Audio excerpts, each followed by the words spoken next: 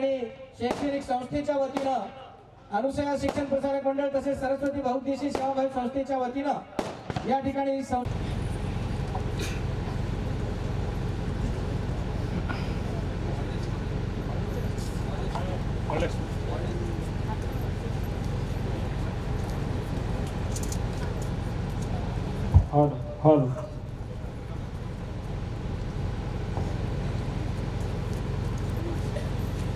या ठिकाणी आपण सर्वजण उपस्थित आहात. निमित्त काही असो, परंतु तुम्हाला सगळ्यांना भेटण्याचा एक वेगळा आनंद आहे आणि तो मला वाटतं गोदेगावकरांनी पूर्ण केलेला आहे. कारण महाराष्ट्रामध्ये आता आमचे दौरे बंद झालेले आहेत. आम्ही पूर्वी महाराष्ट्रामध्ये प्रत्येक जिल्ह्याला जायचो वर्षातून एकदा. आता कार्यक्षेत्र वाढलेलं आहे, वेगळ्या जबाबदाऱ्या आहेत आणि त्यामुळे आता ते जाणं शक्य होत नाही आणि म्हणून आम्ही आपल्या पीठांवर येतो. आता आम्ही तेलंगणा पीठावर चाललेलो, आपल्या पूर्वनियोजित दौऱ्याप्रमाणे तेलंगणा पीठावर चाललो आणि गोदेगावकर साहेब जे आहेत त्यांचा संपूर्ण परिवार आहे, त्यांच्या प्रेमापोटी का होईना आपल्याला सर्वांना हा एक सुवर्णक्षण हे योग जुळून आलेला आहे. त्यात तुम्हाला सगळ्यांना पाहिल्यानंतर अत्यंत आनंदानं ऊर भरून आलेला आहे. दुपारची वेळ आहे, भुकेची वेळ आहे, तरीसुद्धा सगळ्या गोष्टीकडे तुम्ही दुर्लक्ष करून या ठिकाणी उपस्थित आहात. त्याबद्दल तुम्हाला आमचे आशीर्वाद आहेत. या ठिकाणी 28 संकुल जे आहेत, वेगळ्या प्रकारचे फॅकल्टी ज्या उभ्या राहिलेल्या आहेत आणि त्याचा जर समाजाला उपयोग होत असेल तर आम्हाला नक्कीच त्याचा आनंद होईल. कारण माझी शिकवण आहे, तुम्ही जगा आणि दुसऱ्याला जगवा. आणि माझ्यासोबत जे आहेत त्यांना त्यांच्या हातून सत्कर्म कसं घडेल, आमचं संतांचं कामच असं आहे. तुकोबारायांच्या भाषेत सांगायचं झालं तर आम्ही बिघडलो तुम्ही बी बिघडा. म्हणजे आम्ही घडलो, तुम्ही ऐकताना वेगळं ऐकलेलं, त्यामुळे ती गडबड झालेली आहे. मी म्हटलंय आम्ही बी घडलो आणि तुम्ही पण घडा. तुम्ही ऐकताना वेगळं ऐकलं की आम्ही बिघडलो आणि तुम्ही पण बिघडा. पण काय हरकत नाही, साधू संतांच्या संगतीमध्ये जर आपण बिघडलो तर वाईट काहीच होत नाही.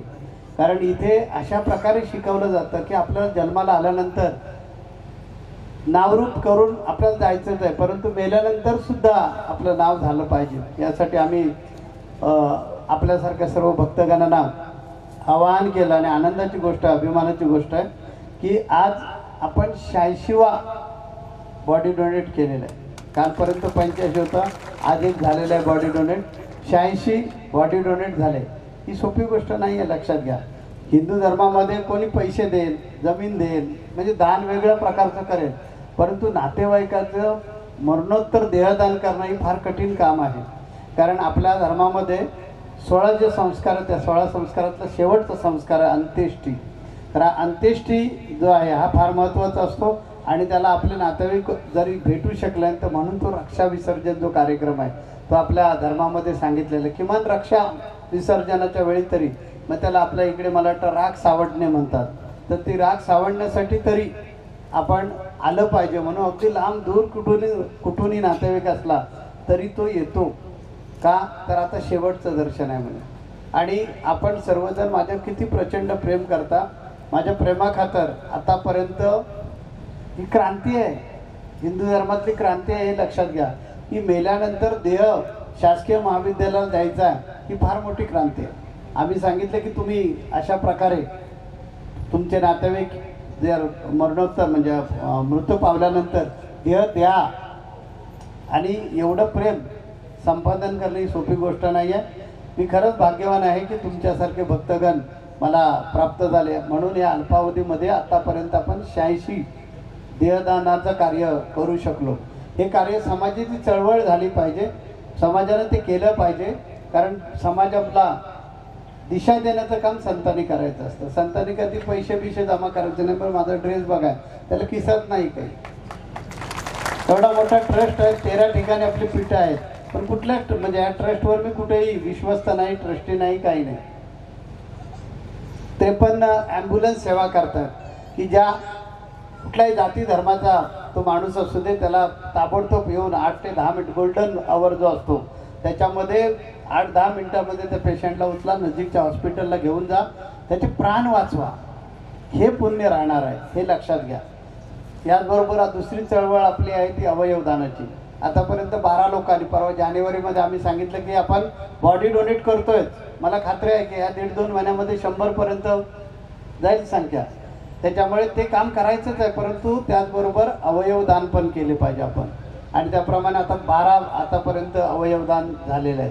तर अशा प्रकारची चळवळ उभं करणं, समाजाला एक वेगळ्या प्रकारची दिशा देणं. आज गोजेगावकर साहेब जे आहेत, आम्ही का आलो इकडे, तर त्यांचं जे कार्य आहे, समाजाप्रती कार्य आहे. आज इथे जे त्यांनी 28 संकुल उभी केले, त्याच्यातून घडणारा जो माणूस आहे तो भविष्यामध्ये चांगलाच घडणार. आपल्याकडे नाणीजला नर्सरीपासून ग्रॅज्युएशनपर्यंत CBSE बोर्डाचं शिक्षण आपण आपल्या संस्थानातर्फे देतो, फुकट आहे ते. त्याच्या पाठीमागचा माझा उद्देशच असा आहे की एक पिढी घडली की पुढची पिढी जी आहे ती त्याच्यापेक्षाही चांगल्या प्रकारे घडू शकतं. कारण शिक्षण हे आपले नेत्र आहे आणि आपण शिक्षण घेतलं पाहिजे. कारण अध्यात्म आणि विज्ञानाची सांगड घालून आपल्याला जगता आलं पाहिजे. व तुमचे डोळे विज्ञानवादी ठेवा. मी जीवनाची त्रिसूत्री सांगतो, तुमचे डोळे विज्ञानवादी ठेवा, मन तुमचं अध्यात्मवादी ठेवा आणि बुद्धी वास्तववादी ठेवा.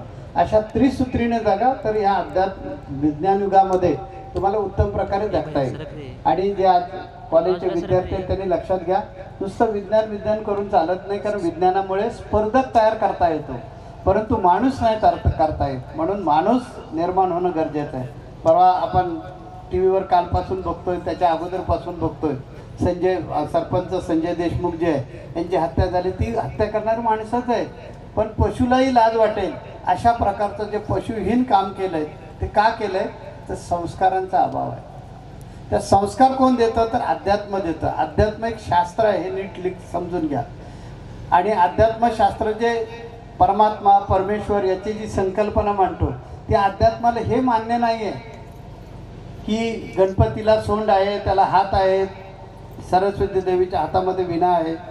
हे आम्ही साधू संतांनी केलेलं आहे.